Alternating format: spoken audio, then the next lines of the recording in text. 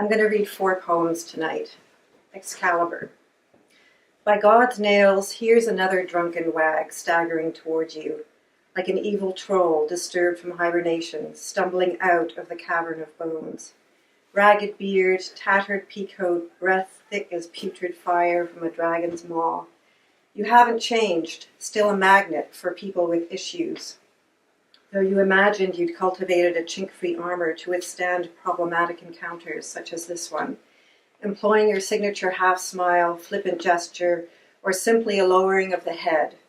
But this monster is huge, fierce, and can apparently sniff out false bravado, like a St. Bernard scents cadavers through 6 meters of packed snow.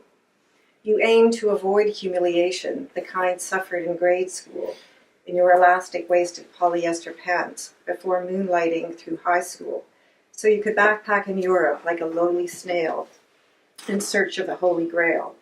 You cast off your chastity belt on a warm night near Albania, got so high you mistook yesterday's newspaper blowing by for a galloping white steed, and secretly yearned for the pale prince in tights and pointy shoes who didn't bat a lash before rushing into the dragon's lair. Now he's here, it turns out. He's a lily-livered swain with skinny legs and boxer shorts who'd fling his flimsy sword down at the first sign of trouble. Still, you cling to his trembling arm in solidarity against the furious beast who blusters and roars, but cannot rattle your pretense of composure.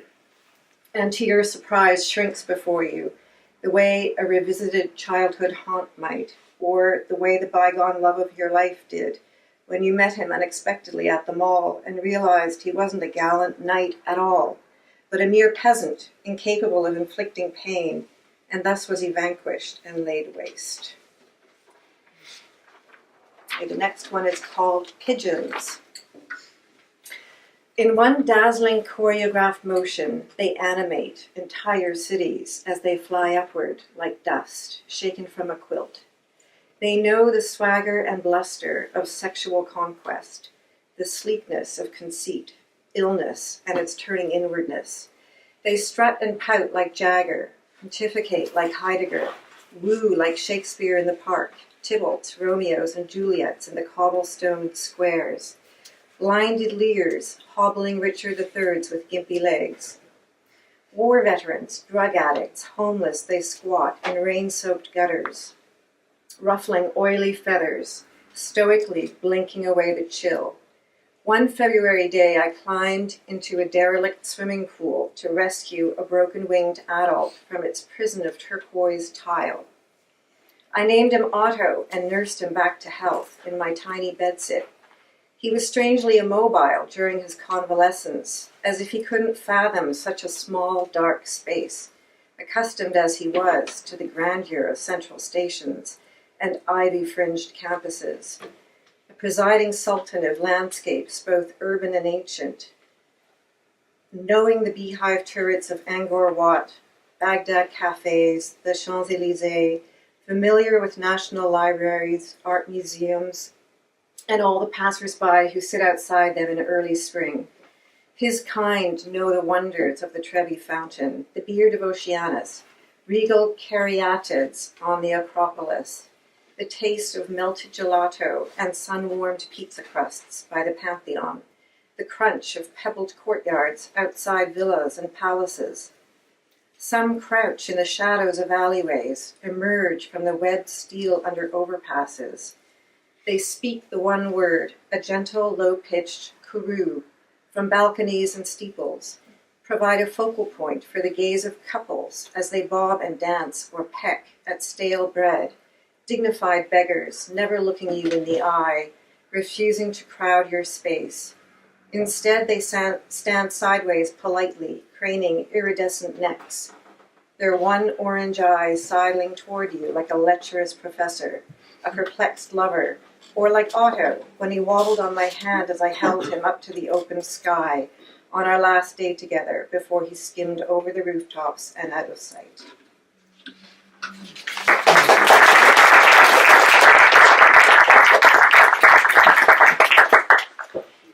Judy Garland gets dressed.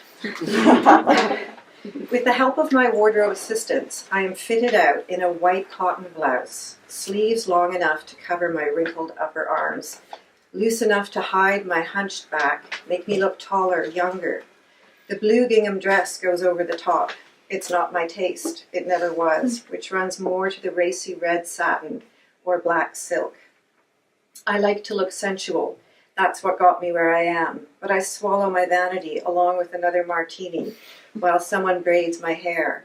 That and the gingham does the business. Someone asks me to sing, so I put down my cigarette, open my one adequate feature, smeared with Estee Lauder poppy red, and croak a ditty about a cow jumping over a moon, hey diddle diddle, and a wink, which makes everyone laugh because they know I've had one vodka and a few blue tablets too many. And that's how we get the job done. I close my eyes and Bert comes in to get his face painted brown and whiskered, and Jack is there too in his metal can outfit, which makes me smile when it clanks. He pretends his private parts are also made of tin and sticks them out at me. And when I mockingly raise an eyebrow, that sends everyone in wardrobe into gales of unapologetically fake laughter, until it suddenly and inexplicably stops, and I sneak another blue tablet, plus a couple pinks. Then everyone starts to resemble clown pigs, so I grab my green tinted glasses in the hope of being magically transported to something approximating a city made of emeralds. But all it does is transform everyone into green clown pigs. And even though I try to laugh, I can't, because my face is frozen with fear. I put on makeup with shaking hands, lots of mascara, lots and lots, and still I need more because I'm ugly like a pig too. My small eyes, my turned up nose, jowly cheeks. I need a balding wizard with his trick mirrors to make me believe in myself. I need a kind witch to brew me some kind of miracle potion, or donate magic shoes that will take me home to Liza. Hey, big boy, I slur, turning to Ray. Can you do my zipper up? I'd rather do it down, he says, and I startle when I see it's not Ray, not Jack or Bert either. And everyone laughs again, like there's a button you push, except mine broke a long time ago. Someone hands me a towel on my way out because my mascara is running down my face and it's going to stain my blouse, and then I'm on. Clasp the microphone on a spotlit stage, sing with all my might. Somewhere over the rainbow, skies are blue, except it's almost midnight and there is only black.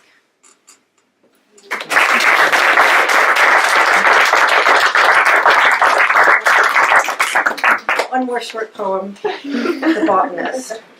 I met an adventurer from the furthest reaches of the Amazon who told me, on the rainforest floor, thick with scarlet bromeliads, is the skeleton of a missing botanist. His legs are entwined with twisting creepers, his bone arms wrapped in liana vines.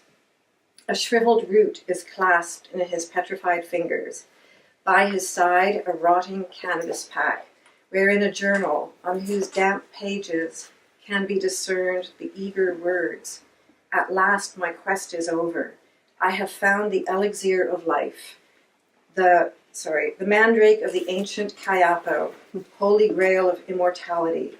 Yet there he lies, holding a mere turnip, his gaping jaw in terror unhinged, fathomless eye sockets home to fire ants and jewel beetles. A poison arrow from the Tupinamba tribe stuck fast between two mossy ribs."